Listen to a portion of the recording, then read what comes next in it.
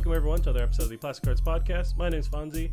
Today we have the honor of having none other than Kyle Stephenson, aka WhoDatNinja73 on Twitter. Kyle's host of the Best Friends Talk Funny podcast, co-host of the PS Trophy Room podcast, Dollar Slice podcast, platform agnostic, co-runner of at Kenda NYC. Kyle, how the hell are you? I'm doing great. I always giggle when someone has to intro me and they just run down the list of obviously way too many things. It's a lengthy one, man. I want to get into how you have the energy to keep doing what you do. Like it's Sure. pretty awesome. Yeah, it's especially during the times we're in now where we're kind of stuck inside. I look forward to doing all these many things. Right. Especially since I don't have that human interaction daily when I go out and work. So any chance I get to sit down with somebody else and just talk about either something I'm nerdy about or getting to know each other a little bit better, I'm totally down with that. Yeah, I hear you. Especially now, just like you said, like luckily, there's people that are already been doing this, and so you can kind of just either expand or kind of like isolate and focus on one thing that you love. Yeah. But like this helps to just get that outlet out there because we don't have it right now. We're stuck inside. Absolutely. Yeah. On the flip side of that, though, when I do work and have a job to go to and do all these other things, yeah, it does get a little too much. But at the end of the day, if we want to keep striving to break into the industry whatever way we can, like you got to keep grinding, you got to keep going. So. Yeah, that's one thing I keep hearing, and it's funny. I'll listen to a bunch of different like comedy podcasts, and that's the same through line with comedians where after 5-10 years they look around and who's left is who didn't stop doing it, like all the people around them. Of course you have to have that talent, that that drive, but a lot of it's just not quitting and eventually realize, oh, it's just the people that I came up with that kept going. Yeah, if you want something bad enough, you're gonna keep going, no matter how tough it is. And believe me, I've hit my roadblocks before where I was like, yeah, man, I'll just take another week off, and then that other week snowballs into like 2-3 weeks, and then I kind of kick myself in the. Can we curse? Yeah, go for it. All right, kick myself in the ass and be like, you know what? Get off your lazy butt, and get going to what you want to keep doing. Also, I like how I said, "Can we curse?" I said lazy butt. Like, no, you really let it loose there. Yeah, woo! Watch out. Crazy. We're in PG territory now. Yeah. Nice, Kyle. So yeah, I want to get into how did you start podcasting? What brought you into? I imagine you started as a fan. How did you jump into decide? I want to try this out. Yeah. So it all started when I found Podcast Beyond way back in the day. I was looking for some sort of trophy guide or walkthrough, and I stumbled on IGN and saw this whole PlayStation only thing. And PlayStation is my bread and butter. That's what I love. I don't take it too far, like some fanboys out there. Like I love all games, but PlayStation is my jam. Yep. And then obviously went into that was Greg and Colin, who founded Kind of Funny with Tim Geddes and Nick Scarpino, and I just love their stuff. And I always, since that point, loved the idea of podcasts, of talking to people. And as somebody in high school who was super shy and didn't really talk to a whole lot of people because I'm very self-conscious, and my self-confidence was super, and self-esteem was super low. I always thought that would be a good way for me to kind of grow my conversational skills as well as like break out of my shell a little bit. So it wasn't until doing community events for the Kind of Funny community in New York City, just fan run and everything, not really like officially associated with them. I ran into Joe, Mr. Badbit, at one of them, and a couple weeks later, he was like, "Hey, I need a co-host for an episode of the PlayStation podcast he was doing." And I always, since the Finding Beyond, I was like, I would love to be on a PlayStation podcast to talk about PlayStation.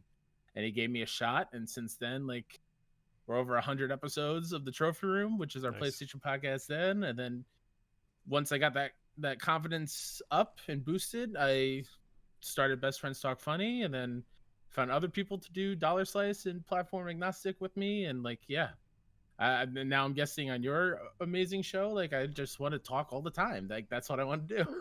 Yeah, you're definitely getting the plastic card bump. You're going to see that in your numbers. It's going to be Hell yeah. to the roof. I can't wait. I can't wait. No, if anything, it's completely the opposite, because it's just a very small ship that we got here, but we're doing our thing. Hey, it's fine.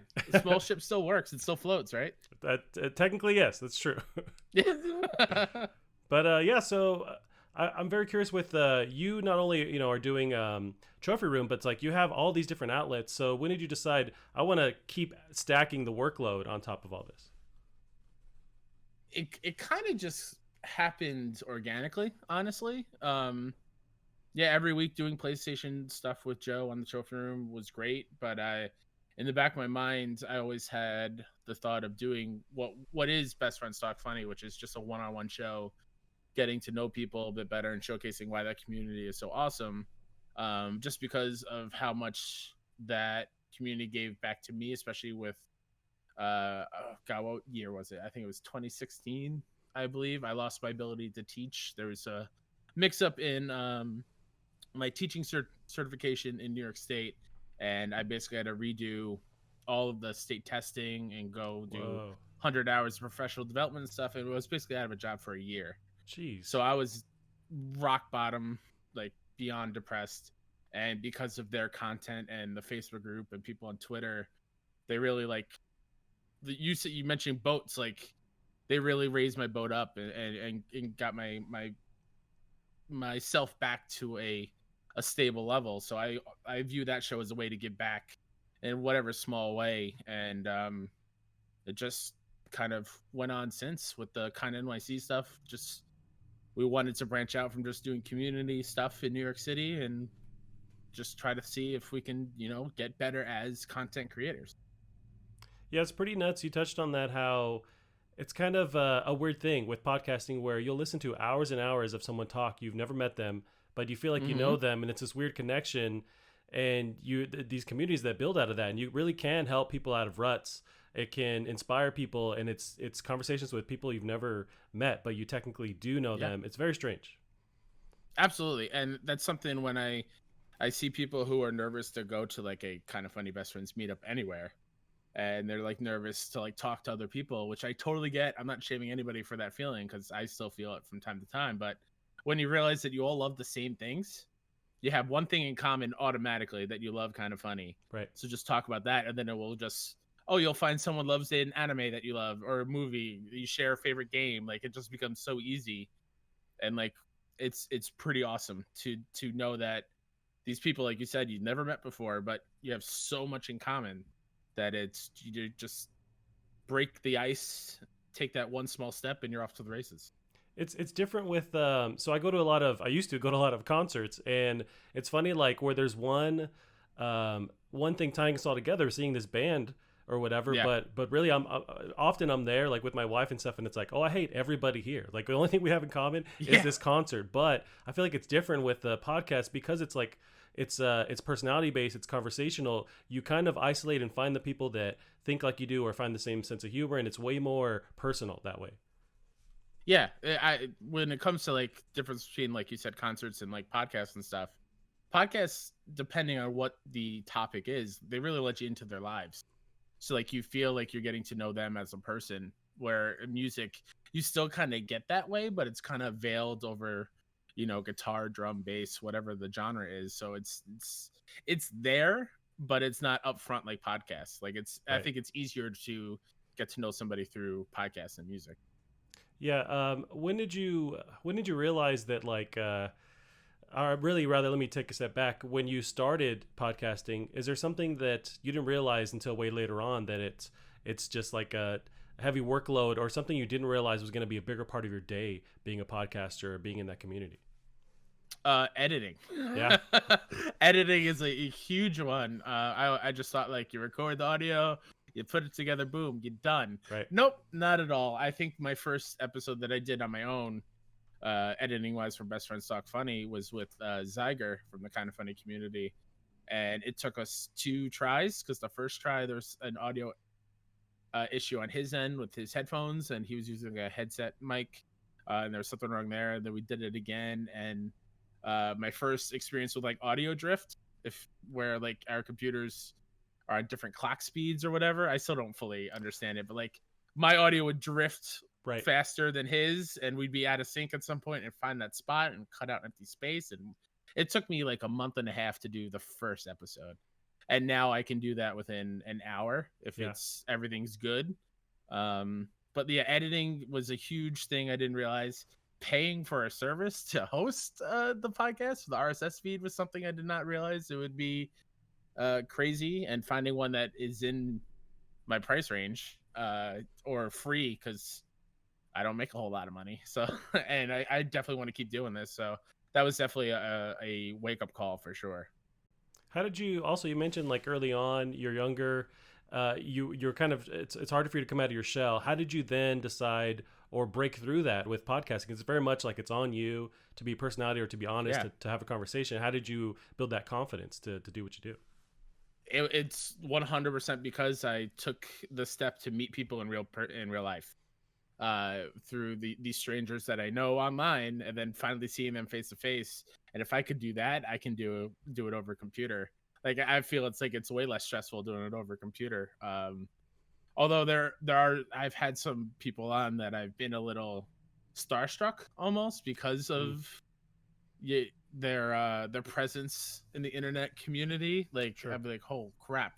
Like, we had Khalif Adams on from Spawn on Me on Trophy Room a couple weeks ago. I was like, oh my god, this is intense. or like, I had Blessing on Best Friends Talk Funny. I was like, oh my god, this is, and Chloe, like, I need to focus and make sure I don't say something stupid or mess this up. But that nothing compares to me, how nervous I was meeting someone in real life for the first time. That was insane. Gotcha. But shout out to Jordan, 32-bit player on Twitter. He was the first person I really met, and from there we were like, all right, I'm good, I'm done, I can do this. Nice. You mentioned the stress of like meeting people in person. You know what I don't miss after all this quarantine corona stuff is like shaking someone's hand. The stress of like messing that up. You ever fuck up a handshake? I hate that. Oh, absolutely. So many times you put out a hand and they're going for a fist bump, right? Or they weren't even expecting a handshake and your hand's just kind of out there, and you're afraid like if you take it away they'll notice, and like I don't know. It's you try to hug them or something. Neuroses. Absolutely. Right. Yeah. I'm notorious for going for a hug when people aren't expecting one, because I am a hugger first and foremost. Exactly. So yeah, I don't even know what it's going to be after this. Yeah, I don't know. Will there be no more hugs, no more handshakes? It's weird. It's it's a hard time. I don't mind losing the whole handshake thing just because I was always notorious for just messing it up, and it's kind of something you have to feel as it's happening. These like really quick micro adjustments in your brain to figure out what they're trying to do, and it's a whole thing. It's way too stressful. Yeah, and like stupid little things like handshake pressure. How hard do you squeeze the other person's hand? Yeah, I never got that. I mean, it's like, is it a competition? Are we trying to just meet each other? Like, what are we doing? Dominance? Is that what we're doing here? Yeah. I don't know. Yeah, there's little things like that. I don't think I'm gonna miss when we get rid of it. But absolutely. Touching on that, like I just used a mask very recently in the store for the first time, and it didn't feel weird. Like, it was weird getting in my car. I don't know how many times I put it on in my car, and like I'd get to the store and take it off, and I'm like, I don't know, what am I doing? And then I finally did it, was walking through the store the entire time, and it felt fine, felt normal. I don't know what my issue was, like getting through that, but did you have any weirdness, prepping for that kind of thing? Absolutely. I thought I was a crazy person in my car the first time. Like, I put on the mask, and then we had these like latex gloves around the house, and I was like putting on gloves. I thought like I was about to go rob the place. Right. And like people are looking at me like, who the hell, what is he doing? But yeah, I've gotten over that now. I think it's really odd to feel the opposite now when I see someone who's not wearing a mask. Like, man, you're stupid. What are you doing? Right. Like, you need to protect yourself. Like, I don't understand. Yep. Really, the only thing now in our way is just the weirdness of putting it on. But other than that, it's like an easy thing to make sure we're safe and other people are safe. It's like bare minimum stuff. Yeah. And hopefully you have a mask that is like a good one.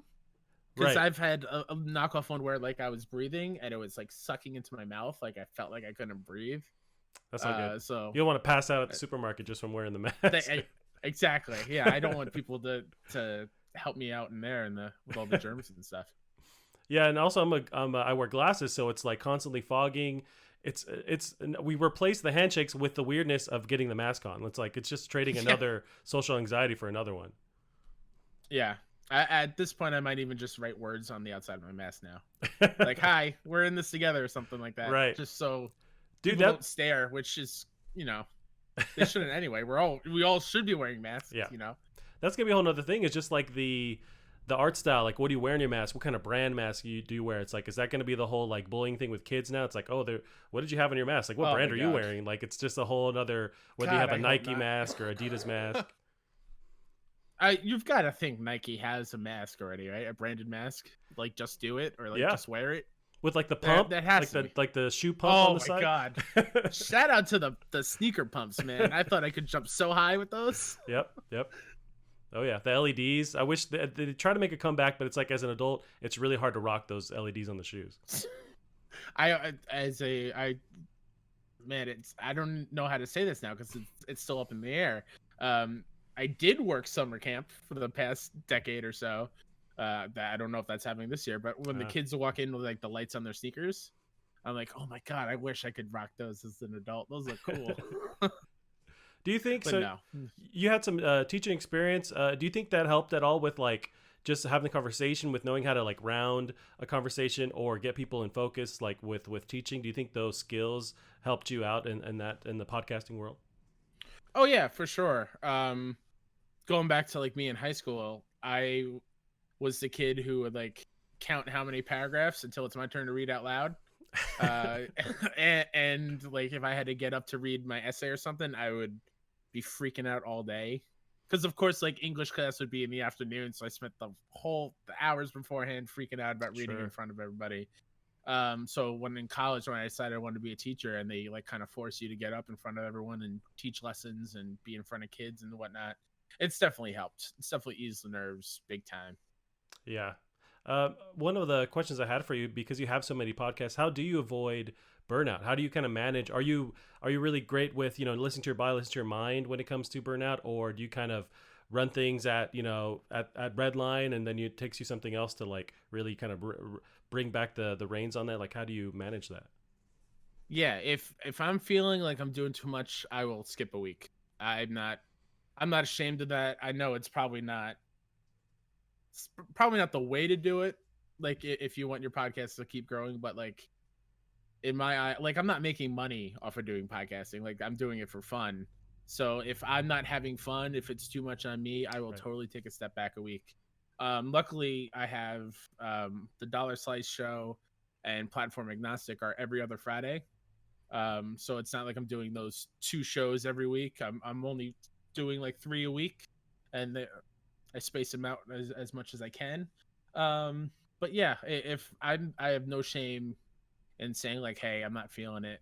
Yeah, I'll skip it. I think my health at this stage of my life is more important than putting something out. There's plenty of stuff that I've already done that you can go back and listen to if you're missing an episode of mine. You know what I mean? Yeah. Do you think it also helps with, because all the different shows you do seem to kind of vary in like the subject matter, so does that help to kind of just break up the monotony of like only covering one thing?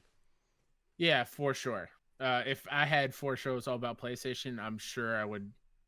I don't know if I would be able to do it. So the fact that one is just or 2 are conversational shows, one is about what everyone is playing, and one is PlayStation focused. Like, yeah, I think that's a big help for sure. Gotcha. When you look to the future, are you kind of person that kind of really needs to detail everything, bullet points with like things you want to hit, marks you want to hit along the way, or do you kind of like leave it open ended with your future as far as podcasting and growing, that kind of thing?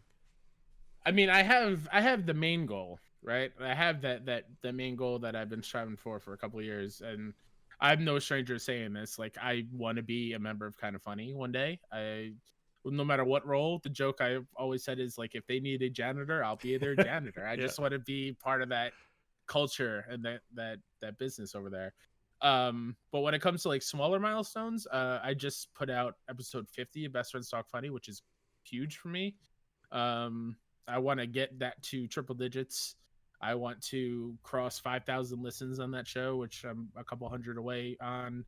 I just want to keep growing, like especially with Best Friends Talk Funny is the one that I really have like major goals in mind, like that's the kind of stuff. The other stuff, if they grow, I'm so happy that they'll grow. But like Trophy Room, I'm such a small part in Joe's machine. Joe's got that thing down. And we're growing. It's crazy because it's PlayStation 5's coming out. Like that's pretty much just kind of like show up and it kind of happens almost. That sounded really egotistical. I take that back. But like, just count the dollars, they show up. And yeah, when I just sit back with my cigar, Right. my martini. But yeah, when it comes to like milestones, I only set them for like a thing that I do all by myself. The other two, Mike Mixtowndro on Twitter, he does all the editing and stuff. So I don't have the same attachment to that. Not that I don't love them, but Best Friends Dog Funny is like my thing. Gotcha. I wonder if the ability you have, whatever, 10,000 different podcasts going, I wonder if that ability is just coming from the fact that like there's so much demand for these kind of stripped down experiences. Like you see Kind of Funny leaving IGN, that was a big deal to create their own thing. I feel like are people now gravitating towards these, maybe not smaller, but like these more personal conversations when it comes to at least games in the games industry. Like I feel like there's a huge demand for these more personal kind of experiences. Yeah, I definitely think so. And I definitely think the importance of having as many different voices as possible is in huge demand. And that's great. I love that you can go listen to 5 different shows and every single show will have a different take on like God of War. You know what I mean? Like some people love it, some people hate it. Like I love that stuff's out there. There's a show for everybody. So yeah, the feeling of kind of going out on your own and pulling yourself up by the bootstraps, as the old folks say. Right. I think that's that kind of energy is out there at all times now. So yeah, I definitely feel that. I wonder too if like because I was a fan, growing up, I loved G4 or Tech TV, like those like highly produced. Oh God, have you seen G4 clips lately? Not recently. I did go down a YouTube rabbit hole like about the history of G4, like how that came up, but like no, is it just not aging well? Some of it does not age well, especially when it comes to like the female co-host. Or like Attack of the Show was kind of notorious for it. I think was that when like Spike TV kind of took over and had more influence on stuff, and it was very. It was around those, yeah. I think there was there's a tweet a couple days ago. I forgot who sent it, but it was just pictures of like the female co-host licking new systems. Gotcha. Just for no reason. I'm like, okay, you're just sexualizing them because they're pretty ladies and they're gaming, and that's what gaming nerds want to see. You know what I mean? So that kind of stuff, I'm glad that it's in the past. Right. No, it definitely took a turn, but like I did love that idea of watching this quote unquote show where people would talk about it, but it definitely kind of, that whole thing died out. But I loved, was it X-Play, with Adam Sessler and Morgan Webb. Just recently, there was a bunch of tweets from Adam Sessler. I don't know if you got to catch that, but he was kind of talking about behind the scenes, like how X-Play kind of fell apart and how it was such an expensive thing to keep going, where it's kind of hard. He predicts like there's no way to really do that kind of show nowadays, just like production wise, cost wise. Oh yeah, no, I haven't caught those, but I can imagine like it's such a niche. I can never say that word. Yeah, is it niche or niche or I feel like niche, either one. Niche, I don't know. One of those things. Yeah, it's such a market that doesn't have a whole lot of viewership back then. Like I'm shocked that even had time on cable box on TV for me to dedicate to video games. So I can totally understand to run that show is probably major expensive. Yeah, and like, I'm happy with the way it is now. Right. Like everyone's just doing it at home, which is a whole nother crazy thing to see, is all these people who are in these big studios now are at home and have the same issues that we have doing stuff, like hearing people in the background. Like I don't have to worry about hearing my niece's footsteps upstairs anymore. Like I get it. Everyone's doing that. You know what I mean? It's kind of funny. Like I was just talking to someone about that, because I'll go on YouTube and watch, like, is it whether Jimmy Fallon or all these, top tier like late night hosts. They're all doing it from home, obviously. But like there's now a quick, switch to a stripped down, just like Skype kind of conversation, where I wonder, as we leave it, will people realize like maybe we don't always have to rely on like these huge production sets, when people just kind of want more of a personal conversation. Yeah, I've also thought the same thing. Like if it's obviously working and people are tuning in and not being like, oh, they're at home, I'm gonna skip that episode or whatever. Like it's working. So yeah, it'd be interesting to see how crazy like the Tonight Show set will be. Like, are they gonna put in all this money into that, or are they gonna worry about just like the content and the conversation and whatnot? Yeah, like also with just sets or an audience, I cringe at the fact that they have to have a conversation with like a studio in front of them, or like people in front of them reacting to what they say. It's like, that's all just kind of bullshit. Just have the people talk to each other about whatever they're talking about. Yeah, And I think when it comes to like promoting movies and stuff, because that's pretty much what talk shows are, I think there's more to gain from watching YouTube react videos from YouTubers. I think that's way better than having the star of the movie come on and fake talk about it. Like Right. I feel like I can see through that now. Now It's it's like, very oh man, obvious. it's so obvious that they pre-talk about whatever they're going to talk about on air, and it's just like, okay, Yep. I get it. That's why I love like longer unscripted type things, Yep. like David Letterman's thing he had on Netflix where he just sat down for like an hour with people. Like Yeah. that's amazing. Yeah, that was really cool. Or stuff like Hot Ones. I don't know if you ever watch Hot Ones on YouTube. Oh, Hot Ones is great. Yeah, it's a very stripped down. Of course, they're doing something that's crazy stressful, and but it's like very much Mm-hmm. them in a room, and that's it. They're just hanging out. They're just talking. Like I think that's. I wonder if people now are going to seek that mainstream wise. Like a lot of people listen to podcasts. We're big fans of it, but mainstream wise, if they might demand more of like a personal experience. They see you in their home. They get to know you, and I'm hoping that we can all cut through the bullshit, a little bit more. Absolutely. I think you brought up Hot Ones, which is a great example because there's so many times I watch that with somebody and like, oh man, you did your research. That's a really good question. Right. Like they're applauding Sean Evans for the work he's putting into research and ask them questions that have never been asked before, which makes it interesting. Yep. Like I can watch Brad Pitt go on every single talk show and it's pretty much the same talking points for like a couple minutes and then talk about the movie. It's the same stuff, just recycled. So the fact if someone's going to put in the effort to it, that's like one of my favorite things Kind of Funny does is we have cool friends. Yeah. Just to sit down with somebody, just talk. And like, sure, maybe Greg has bullet points he wants to hit, but if they veer off, he goes with it. Right. It's not like he sticks to it. Like that's something I think everyone should probably learn from what I try to do. Yeah, 100%. There's also there's another guy that does this. He's popular on YouTube, but he started out elsewhere. But it's Nardwar. He interviews different like musical performers, comedians, cool. but it's very much like that. Like he does super deep research and finds stuff from their childhood. Like it all relates to music, whatever he shows them. But it's super nuts. If you ever catch it, he's interviewed like really just like the top celebrities, top artists, and he just whatever research team he has, they just go into super depth and pull something up. Yeah. Like a weird high school photo that no one else has, and he somehow has it, and it's really cool. That's crazy. Yeah. I always wondered how they do that. How do they get all that? Yeah, hard to find stuff. Because you think at some point somebody's mom would be like, "Hey, some weird guy called me about whatever when you had a pimple in third grade or whatever the hell." It's like somebody would exactly find that. Now, with do you have any advice for future podcasters? I'm a huge fan of you guys. You guys seem to be like dialed into what you're doing.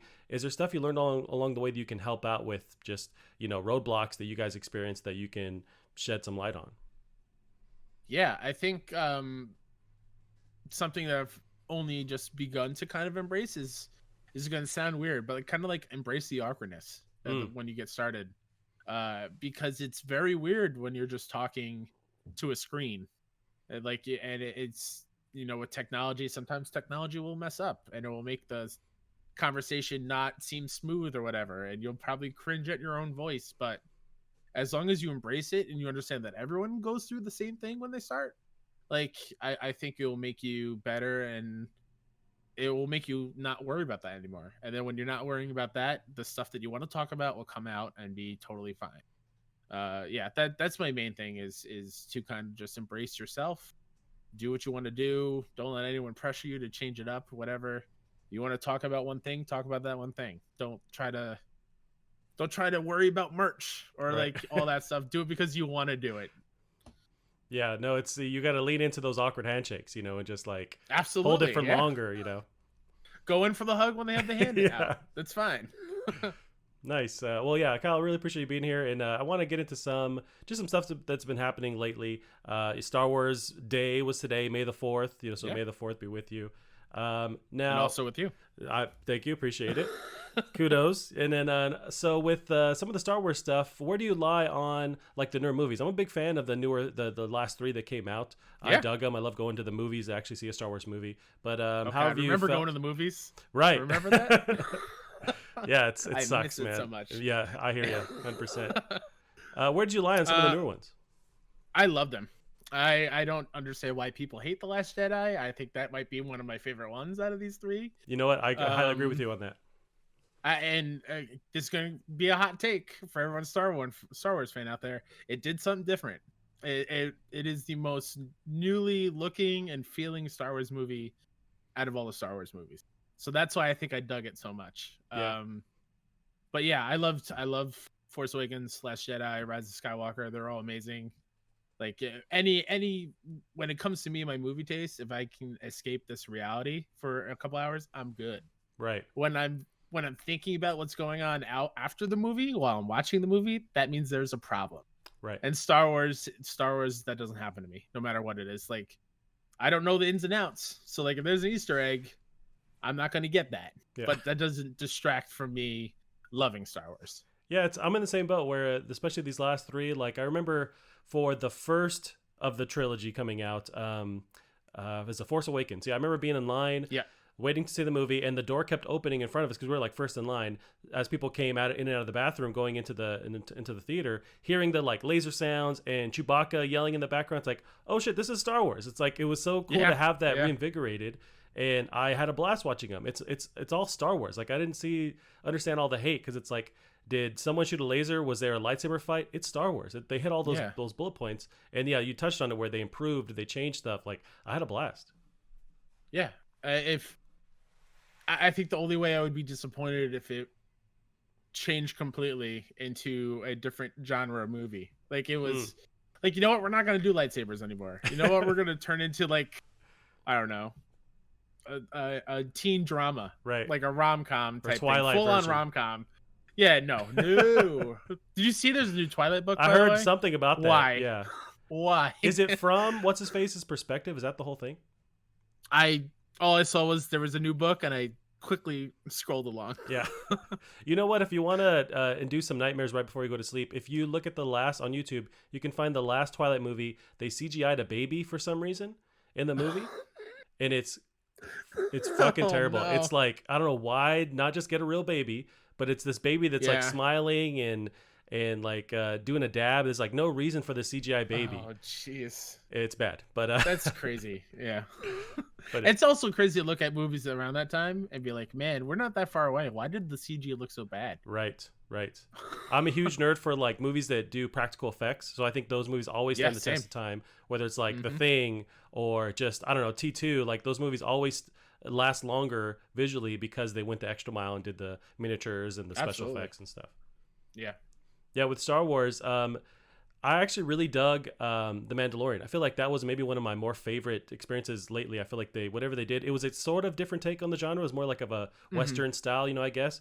But I really hope that they lean into these different genres that they can pursue that are still related to Star Wars. There's such a huge mine you can or something you can mine from that. Yeah, I dug The Mandalorian as well. I didn't finish it. I didn't feel the pull to go back and finish like the last 2 episodes. Gotcha. But yeah, I just bring new stories. It's kind of what I want. Yep. So yeah, I'm down for anything and everything. I mean, Baby Yoda, come on now. Right. That's the child. Excuse me, the child. Don't come at me. It's not Baby Yoda. It's Baby Yoda. Come on, we can all. I know. You can't make it look like a baby and call it. Come on. I'm Team Baby Yoda. All right, I'm with you. Yeah. Especially with Mandalorian, like rewatch those last episodes. That's when it really starts to pop off. I really loved how they end that. One of the things they announced today too was Taika Waititi is who directed, I think, the last episode of Mandalorian is going to do his own take, and he's the guy to get because he can reinvigorate a franchise. He can add so much weirdness and funniness to it. Like, that's a no-brainer. Absolutely. The way he took Thor from Thor 2 and made Ragnarok and like made Thor fun, like that is amazing. And I just binged all of What We Do in the Shadows. Nice. Last week. The show? So I'm all the show and the movie because Gotcha. I haven't seen any of it before, and I am all in on the Taika train. Like I can't wait to watch Jojo Rabbit. I didn't watch that yet. Ooh, that one's good. So like that one's real good. I've heard many great things. If he can take that weirdness and do a Star Wars like mockumentary style movie, I'm so in for that. Whoa! Like with like following a stormtrooper around or something. You know, what if they do that'd be so cool. That'd be awesome. What if they do? There's that SNL skit where it's what's his face, the technician. Just do that into a movie. Ben, is it Ben the technician? I think or something? so. But it's Kylo Ren. Yeah. That'd be so good. It's a great. I think people are realizing this now that you can kind of trust comedians and people in comedy to do have a different take on stuff, whether it's I forget the movie now, I'm blanking on it, but it's not The Outside, it's the, oh gosh darn it, it's oh man, I'm Get blanking. Out. Get Out, there you go. So you have the director Jordan Peele. Yes, Yeah. thank you. He's a comedian, and he did a really great take on horror, and he's just killing it every movie he's doing. But yeah, you like trust on those weird comedic brains to kind of switch things up. Because I think, I forgot who said this. It must have been like an interview or something, but somebody said that comedy is so hard to get right, where the other things you can kind of like luck into getting a jump scare or hear or whatever. But comedy, you have to really, if it's not funny, it's not funny. So you have to work hard to make that work. So if you take those same type of that work ethic and bring it to other genres, I think it's going to hit the nail on the head, hit it out of the park. Yeah, no, I agree, and I'm hoping these industries, these companies, trust more comedians to do stuff, because that's the ticket right there. But yeah, one thing they also announced was so there's there's 2 more shows going to Disney Plus that are Disney or that are Star Wars focused, but one of them is from the creator of Russian Doll. Did you watch that show at all on Netflix? I did not. That's with oh god. Yeah, I remember she's from Orange and the New Black, right? Yes, she's super dope. I forget her name, but yeah, she's a really great actress. Okay. She's American Pie as well. Yes, she's not in it, but like that show creator is creating it. Her name's Leslie Headland. But yeah, so there's a bunch of stuff coming to. That's always the risk though with Star Wars, is that to oversaturate it. Like sometimes I think they need to take a break or make sure every experience is like widely different. Yeah, I think you kind of felt that way with not me personally, and probably not you, seeing your Marvel background, but a lot of people got burnt out on Marvel real quick because it was like Marvel movie after Marvel movie. I loved it, but I'm fine with it. Right. I want as much Marvel as possible. But yeah, I can see if you have too much of a good thing, it becomes sour. Right. One of the other things they announced was, or it was just kind of premiering very soon, is the Clone Wars end of that show, end of that series finale. Did you watch any of the Clone Wars animated show at all? I keep hearing it's dope. None. Yeah, same. There's just so much there. It's like how many seasons, and anytime I hear of a new show, it's so daunting to jump in. It turns me off for some reason. But yeah, the amount of shows that I have not watched because they're too long is long. The list is long. Even with the quarantine, I'll find an excuse not to watch stuff. Exactly. And then if I watch something, then people yell at me that I didn't finish Persona 5 Royal yet. So like there's give and take, but I've heard many great things of Clone Wars, and just seeing people's reactions to the episode, the final episode, like and it's obviously emotional. It obviously did something, made a reaction, so it's got to be good. Yeah, no, I hear ya.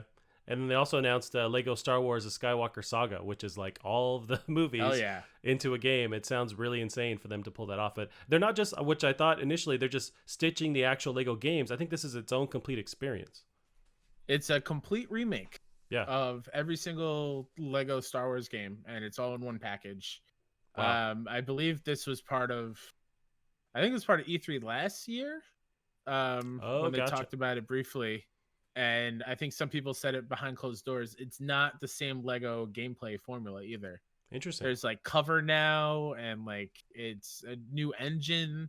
So it's going to be a completely different experience. Whoa. So I'm very, very, very excited. Yeah, because I kind of dabble into the various Lego games. I think I played a Lego Marvel game at some point. Yeah.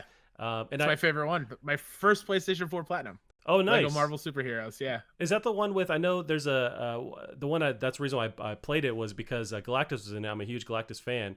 But one of them that I played, Galactus is at the end. You fight him, then you unlock him. But I don't remember if that was the same one. I think that's the first one. Yeah, okay. Yeah. Gotcha. Yeah, it's been a while. I'm super stoked, and it's coming out. The at least Lego Star Wars Skywalker Saga is coming out on every platform known to man. So I feel like we're gonna see it in a couple days. Honestly, it's possible. Xbox has their game things. Yep. Yeah. So we'll see what they have under their sleeve. I'm super freaking stoked for that. Or like with Jeff Keighley has this summer blowout bonanza thing happening. Happy. Right.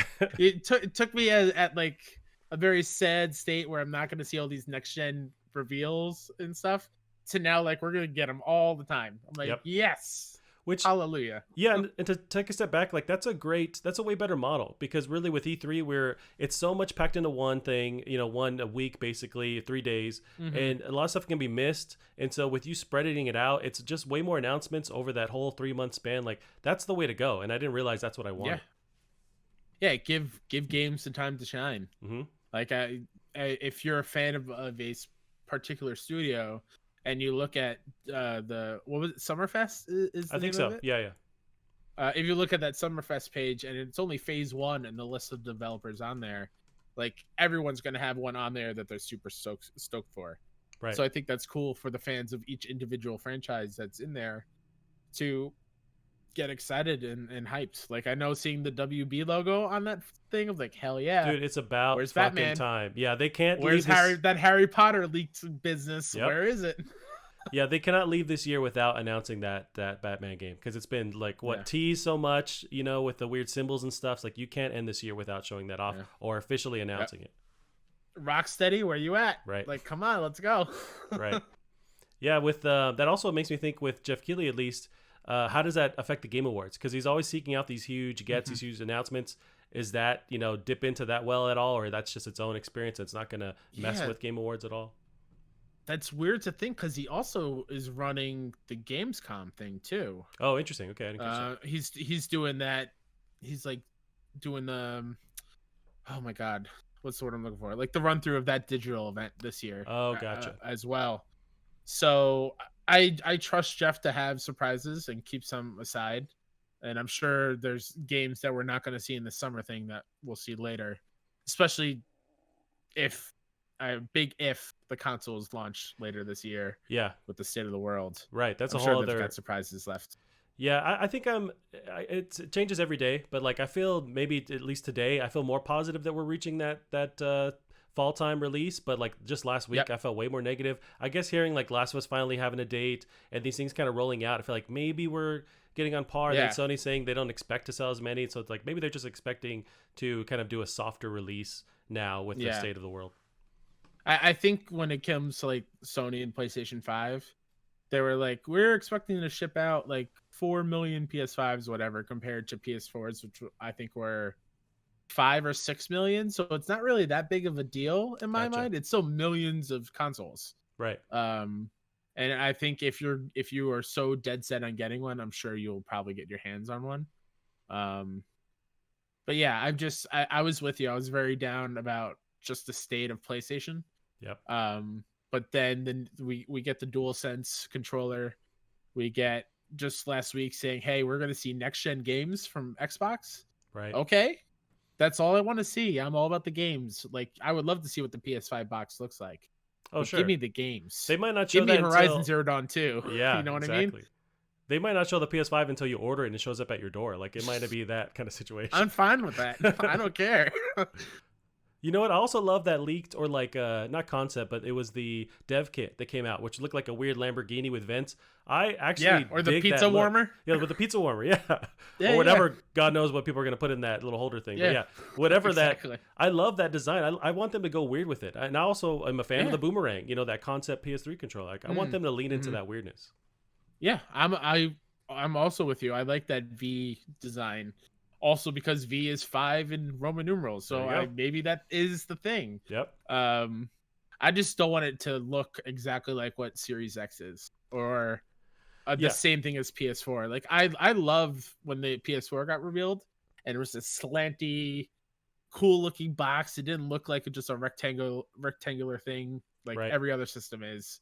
It has some uniqueness to it. So if they can keep going in that direction, I'm down for anything. Yeah, no, I highly agree. And I think that they are learning from the past mistakes with, like, say, the launch of the PS3. They kind of had so much hubris with thinking, oh, people are just going to buy it no matter what. I think they really learned. They lost that gen. So I feel like I'm hoping that they're riding this wave and understanding. And also, like, that's the reason why we're not hearing a price or something. They're really waiting to see what Xbox does. They're smarter now and learning and trying to adjust in real time, and not just like think, oh, no matter what, people are going to buy it. Yeah, that was why the year Xbox One and PS4 came out, that E3, when PlayStation went after Microsoft and did the whole video of Shu handing Adam Boyes the game case, like, this is how you share games. Like, holy crap. It's so smart and so trolly, but like that was probably the best conference that they've ever had. Yeah. Because they learned what their competitor was doing and waited and kind of like dropped the mic. Right. That was the most drop the mic moment I think I've seen in gaming. Yeah, pretty much. I mean, and then that also makes me so excited for Xbox because it's like they're up against the wall. They're now going to take the most chances, make the most Yeah. weird decisions. So I love that now they're in a position where they have to gain ground, and so they're going to try these crazy maneuvers. And so it's like it's only gamers win in this scenario when they compete with each other like that. Yeah, back in the day, I was definitely one of those kids like, oh, Microsoft, you suck. Why are you playing Xbox, man? PlayStation's better. But then I got wiser, and as I got older, I'm like, no, gaming is best when everyone's running at full speed. Right. So like, I am so happy with what Microsoft seems they're doing, buying these cool studios, being the ones to be like, speak about the Game Awards last year when we saw Series X, and that was a surprise. Yep. Like they're like, hey, we're still in this thing. Come experience our ecosystem of games. And I think that's where it comes down to is you bought these studios. Now let's see what they're working on. And let's see if it can, I don't like saying this, but like compete with PlayStation's first party stuff. I mean, well, you're right. I mean, they definitely do. Sony does have the best, when it comes to PlayStation, their first party studios are top tier. Like, so they've put in the work for these past, 10 years or whatever, really focusing on those studios, 15 years. So it's now up to Microsoft to follow suit and prove that they have the same strength. But yeah. And I actually have faith that they're going to do that. I think they're doing what Sony did with PS3 gen. They learned from their mistakes. And they're not going to want to repeat that because they saw how it went for them. Yeah. And you mentioned like only way to go but up. Right. And it's like only gamers win when this kind of stuff happens. I mean, look Absolutely. around at with like Stadia, look around with like Game Pass. You can now play games almost anywhere. You can stream, you can pay for a subscription. It's like we're in a weird time where now there's the barrier for entry is so low that's like anyone can be a gamer. You need a controller, a phone, you can jump in. Yep. PS Now is so close to being that. It's almost there. It's almost there. I want to see them make some bigger strides. games on there. Right. Yeah, just like don't take games off the service. I think that's a huge, especially when it comes to the first party stuff. Like why? That makes no sense whatsoever. Like why was God of War only on there for like a month? Right. Like and Spider-Man's leaving, I think in September or whatever. Like why do that? Just keep them on there. Right. You want to give people, users a reason to keep their subscription, to jump in for the first time. Yeah. You want to keep those huge properties there. Absolutely. Yeah, no, that's one area where Xbox is definitely leading. And I mean, that's the thing. It's like they compete, we win because they're really trying to get your hard-earned dollars. So I love it right now. I'm baffled at how that model works. They just give out these brand new games available to play on Game Pass and no extra fee. Yeah. Like that blows my mind. And like what was the number last week? They said 10 million Game Pass. Oh yeah, there's a lot of data that came out. You're right. Yeah. It's nuts. Yeah, it's insane. So it's obviously working for him, but like, wow, what a gamble. And it worked out for him like huge. Yeah. You kind of want to get in good graces with gamers, and that's the thing. You drop the bar so low, you have so much on the other side of the fence where it's like, hey, just come on, join. I played so many games this last year having Game Pass, whether it was Outer Worlds or Wilds. I always fuck those two up. I always mix them together. Yeah. But yeah, so many games like that I would never. Maybe I would have waited longer to try, and I got to try them. I'm just hoping that the devs are compensated, that they're able to keep that model going. Because you're right, it seems like it's a huge loss. But I guess at the end of the day, and I feel like the next gen battle is going to be for subscriptions, getting everyone on board, paying whatever monthly, because that's what's going to appease their shareholders, and way more than actual software sales is keeping people on a subscription. Yeah, I mean, this gen was before Game Pass and PS Now, which is even a joke of a battle, but like it was games with gold versus PS Plus offerings. Like it was always that battle there, and PS Plus was winning out on that most of the time. Now it's going to turn into what does Game Pass offer, what does PS Now offer, and the little competitor at the door just knocking, letting him in. That is Stadia. Like, hey, I'm here too. Yeah. So they gotta find a way, and Amazon I think is working on one too. Like they gotta find a way, PlayStation specifically, to really make PS Now something that people want and experience. Because like I bought 2 weeks ago, there was a sale it was discounted for a year, so instead of like $60 it was like $45. Oh, I saw that. Yeah, I didn't end up buying it. So I jumped on it because like I know Infamous 1 and 2 are on there, and I've been dying to play those games again since I don't have my PS3. And So like I've been dabbling here and there, and it works pretty great. Like Yeah. it's still a little laggy, but the game, like they now give you options to download the bigger stuff, Right. so you don't have to worry about the streaming latency. So they're getting there, but like they need to make a huge stride, whether that bundled it with PS Plus to kind of like get people in there, Yeah. and because Game Pass is just running away with it. There must be a reason why they don't bundle it, because Xbox also doesn't bundle it. You have to pay for Live separate Yeah. from Game Pass. There must be a reason why. Maybe it's just way too expensive to do that, but that's the ticket. If you could at least like, if you could ensure like a year's worth, like of a Yeah. bundle. Maybe when you buy the next gen console, like if they were to do something like that, that'd be awesome. But it must be just too expensive, is what I wonder. Yeah, it's got to be, because I don't know what is Live on its own. Is it like $60 for a year? Yeah, and I forget. I think Game that's Pass what on PS its own. Plus is. Yeah. Yeah, it's a lot of subscription stuff. They need to find a way to make it cheaper, but not really make them lose out money on their end. Right. Yeah. Or it's cheaper but more loot boxes somehow or something. You're paying per level. I don't know how that works, but yeah, they do have to. They are a company. They got to make money somehow. Absolutely. I guess keeping on the next gen stuff, what are you imagining, just roughly, like what are you imagining we're seeing as a price point for PS5? Like what are you kind of dabble in your brain with what to expect? Man, I think it's going to be $500. Yeah, that's where I'm at. Which me in high school was like, oh man, that's a lot of money. It's still a lot of money now, but like I can probably swing that if I have to as an adult. I use that word loosely, adult. Yeah. But I think that's kind of where they're at. I can't see them taking a huge loss from all these reports of the components that make up the PS5. Right. Like I think 400 is too low. Yep. Maybe 450 if they, I think is their max, before the max they're willing to lose on it when they sell it for a loss. But I think 500 is probably what it's going to be.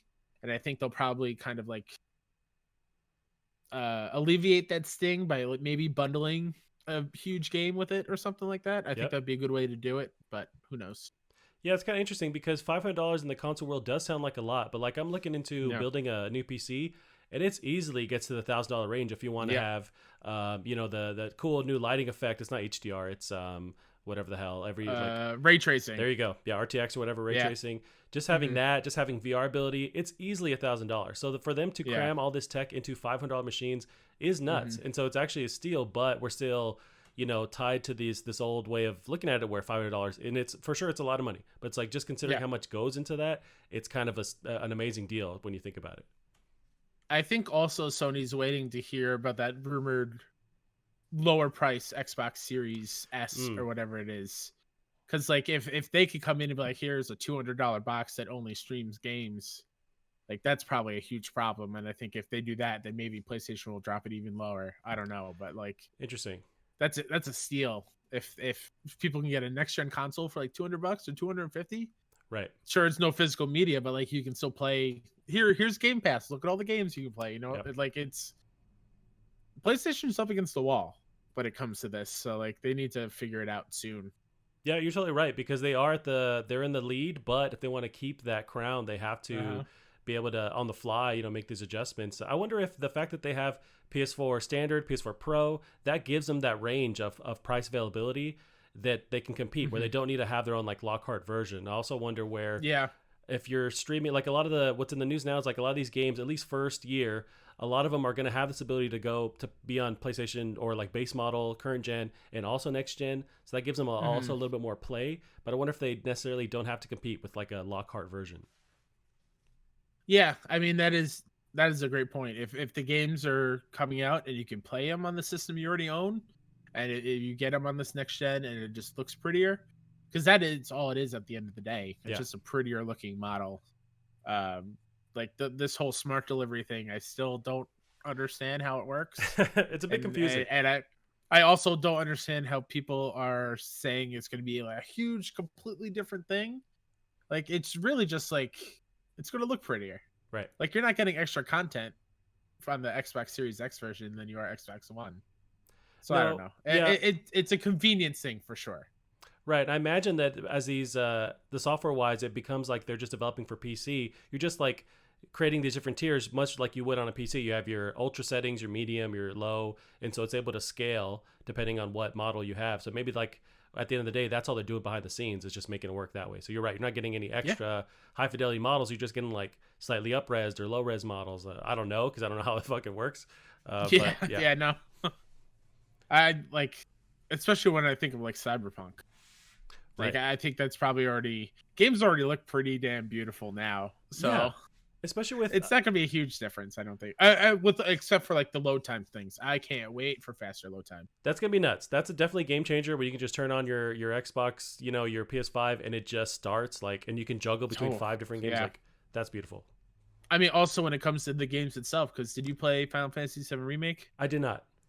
Okay, there's a lot of things where you have to like shimmy across this small gap, and it's clear it's there to load. Right. And it's in that game a lot. So without that, like imagine the amount of level design that developers can make. And I think that's one of my favorite thing that Mark Cerny said in that very dry GDC presentation a couple of months ago. When he was when he was talking about the load times and how that will benefit developers and make cooler levels and not have to worry about hiding them.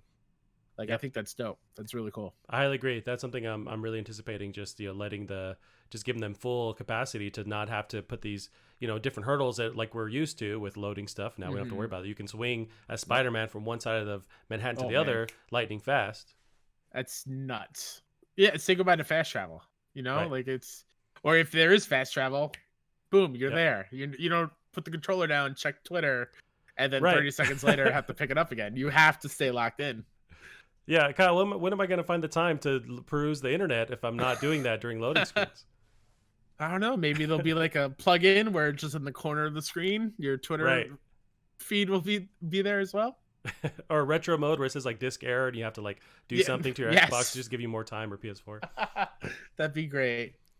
Now with we mentioned a little bit of like some of these games coming out with I'm kind of amazed with Last of Us 2, seeing just the gameplay stuff of it, how it's able to run on like a base model. I wonder if that's going to be an issue because it's just so crazy beautiful. It's kind of amazing they can squeeze that much power out of standard PS4 all the way up to PS4 Pro. It's pretty mind-boggling, but I can't wait for Last of Us 2 for sure. But as I'm looking through footage, like of course avoiding the spoiler stuff, like of the release footage anyways, like their certified footage, I'm just blown away how insanely beautiful it is. Oh yeah, it is easily my most anticipated game now that Final Fantasy VII Remake is out. I can't wait to get that in my hands and play it on my 4K TV and just take it all in. Yep. I will take my time with this one. Oh yeah, because it is a game we don't need. Like the Last of Us 1 is a standalone thing on its own, and I love it for it. We don't need a part 2. Right. The fact that they're gifting us this new experience in this world with Naughty Dog storytelling with Neil at the helm, like, I am very, very, very excited about it. But like you said, I don't know how my Pro is even going to handle it. Yeah, it's gonna have the fans go crazy when I go in the menu and Days Gone or Control had issues on my Pro when I play, and that's my game of the year, but it still ran not that great sometimes. So the fact that everything is so dense in the environments, and I just don't get it. It's magic, man. It's for sure 100% magic. And I know this morning I woke up to Neil Druckmann. He did a message saying like the game's gone gold, and so we're actually in the home stretch. Like it's pretty amazing to now finally be this close to The Last of Us 2. Yeah, and when you think about it, before all this COVID stuff, we would have already been playing Last of Us Part 2. Yep, that's the bummer. And Cyberpunk. Right. Like, it's insane. Although, at the end of the day, we'd be playing versions of the game that don't have that. I mean, the game's never done. Like, the devs could keep working on it forever. Yeah, but, like, absolutely. they wouldn't have this polish that they... I'm glad they get to put on it. And so I am grateful, but of course, it's a huge bummer to not be able to play these. Yeah, I'm a little worried about Last of Us, not Last of Us, Iron Man VR. Yeah, there's no mention. It still doesn't have a date, and like that's probably going to be a VR seller. And if you're running into a new system, I don't think it's smart to be pushing a game for a VR unit when you have a new system coming out. Having people choose between the two. I don't know. That I'm worried about that game. That's very true. Yeah, there was no mention about, because that was tied into the Last of Us delay originally a couple months ago or a month ago, and Yeah. now there's no mention on the status of that. Yeah. So it is And I pretty played crazy. it at Comic-Con. It's cool. Nice. It's definitely it's super cool. Like if you put your hands down like Iron Man, you will boost up. It's That's very awesome. It's like you think like Iron Man, that's how you're gonna move. And it was super cool. So I'm excited to see what the full thing is. But like, where's it gonna land now? Right. It's weird. Yeah, I mean, and I imagine a few years from now, like it's really not on the conversation now, but like a PSVR 2. What are they thinking with that? I feel like that's still a ways off, but as Iron Man starts to take longer, it's you want to kind of you want to partition that with PSVR 1 and start to switch to the future when you start to show off new games. Absolutely. Yeah, it's tough. Do you have a PSVR? I do. Nice. I always, every couple of years to think about, or months rather, like jumping in, but I just haven't yet. And so I haven't played it in a while, and it sucks because this is where it's like bad PlayStation. They made the little converter box that you have to hook up in the PS4. Like it doesn't support HDR. Oh, okay. So with my 4K TV, if I want to play games in HDR, I have to unhook the VR unit. Oh. And replug in the HDMI back to where it's supposed to go. So it's just too much of a hassle. So I just keep it unplugged until my nieces bug me enough to play the headset game. So then I go through it. And so I'm hoping whatever PSVR 2 is, like it's either the Oculus Go. No, the Quest is the standalone. The Quest, yeah. No wires, none of that. Yep. Like it's way easier to do because the wires is also a huge issue, and I've tripped over it a bunch of times playing Beat Saber. Like it is it's an issue. So if they can make little quality of life stuff like that, I think PSVR 2 is going to be huge for PlayStation. Yeah, no, I agree, and like I've heard that same issues with the wires and whatnot, and this is the first go around, so like I'm really hoping they improve it. It seems like they're still focused on VR and still dedicated, so I'm hoping that they stick with it. I hope they don't do to VR what they did to the Vita. Yeah. Because I'll never forgive them for letting the Vita just die like that. It's so strange. I mean, I'd love to hear eventually like a Jason Schreier like breakdown behind the scenes, like what happened? Why did they decide to just, was it, I'm sure sales weren't good, maybe, but also they just completely abandoned it. Yeah, send Danny O'Dwyer, do a no-clip documentary. 100%. I want to know what the heck happened. Why did you just abandon this thing? Because there's some really great stuff on the Vita. Yep. But nobody would know because they didn't really market it well, and none of the first party stuff was done to success, like a huge success that way. Like I don't know, it's missed opportunity for sure. I hope we get another handheld down the line. That's a thing though. Like they kind of burned that install base. So like, how do you promise another Vita 2? Like, how do you get on good graces with gamers again with the way they abandoned it? Like, it's a really tough. They're in a tough position to do something else. Yeah, it at this point it's just be like, hey, you love the Switch? Here's the Vita. It does like the same thing, but I don't know if that would even work. Yeah, and they really like left that market for the Vita to just swallow it whole. Like it's surprising to see these companies just give way to another competitor, and they totally did that. They're the only ones in line to really compete with something like the Switch, like whatever Nintendo has, and they just abandoned it. Yeah, and Xbox had or their Game Pass, right? Their what was it called? xCloud? Yeah, that's true. Thing? Yeah, like they have the xCloud thing where you can just play on your phone and hook a controller up to it. So PlayStation once again is the odd man out. Yeah. Yeah, I wonder. I'd love to hear behind the scenes with the Vita. That's a whole other thing. Like, but eventually, I think it will see the light of day. What the hell happened back there? All right, Kyle. Well, yeah, that's it, man. That's all I really wanted to touch on. We talked about a lot of this stuff here.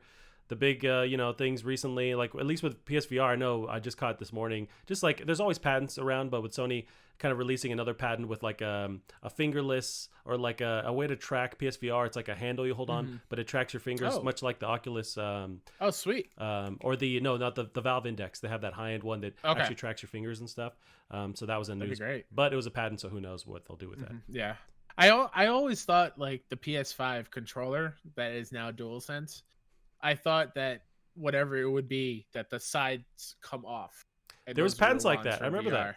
Yeah. So even the DualSense kind of looks like that with like the grooves. It looks like those things can come off. Whoa. I just think that would be a cool thing to do. Yeah. less things to go out and buy, even though they want you to go out and buy Right. it. But like, it just makes sense.